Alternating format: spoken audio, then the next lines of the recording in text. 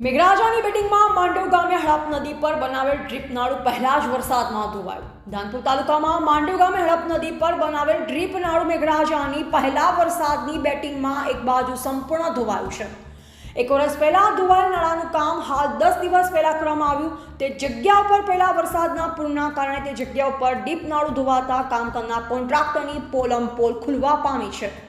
10 દિવસ પહેલા કોન્ટ્રાક્ટર દ્વારા રિપેરિંગ નાળાની કામગીરી કરવામાં આવી હતી, ત્યારે તે જ જગ્યા ઉપર હલકી કક્ષાનું મટીરીયલ વાપરવાથી તેના જ કારણે પહેલા વરસાદમાં પોપડા ઉખડી ઉંબરિયા ડેમમાં ડ્રીપ નાળા પર સાવધાન ચેતવણી મારેલું બોર્ડ મારવામાં આવ્યું। તે પણ પાણીના પૂરમાં ઉંબરિયા ડેમ ભેગું।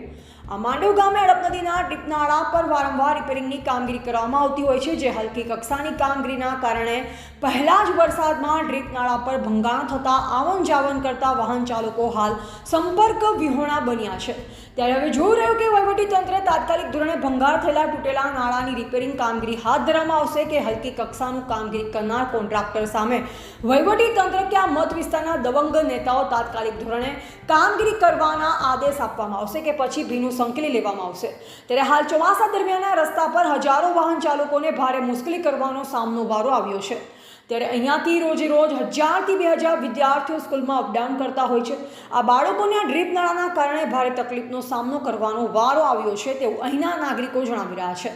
10 દિવસ પહેલા નાળા પર કામગીરી પૂર્ણ કરવામાં આવી, ત્યારે જવાબદાર અધિકારીઓ કે કોન્ટ્રાક્ટરની મિલીભગતના કારણે હલકી કક્ષાની કામગીરી કરી કોન્ટ્રાક્ટર ચાલ્યો ગયો અને પહેલા વરસાદની બેટિંગમાં માંડવ ડ્રીપ નાળું ધોવાયું અને પોપડા ઉખડી ઉંબરિયા ડેમમાં ગયા।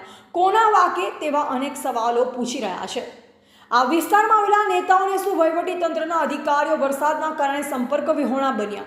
જુઓ તસવીરમાં ગામડામાં કામ કરતા સરકારી કોન્ટ્રાક્ટર એજન્સીના માલિકો હલકી કક્ષાનું કામ કરી લાખો રૂપિયા ઉપાડી ગયા ચાલી હાલ મેઘરાજાની પહેલી જ બેટિંગમાં માંડવ ગામે ડ્રીપ નાળું ધોવાયું, તેનો જવાબદાર કોણ? વહીવટીતંત્ર કે કામ કરનાર કોન્ટ્રાક્ટર?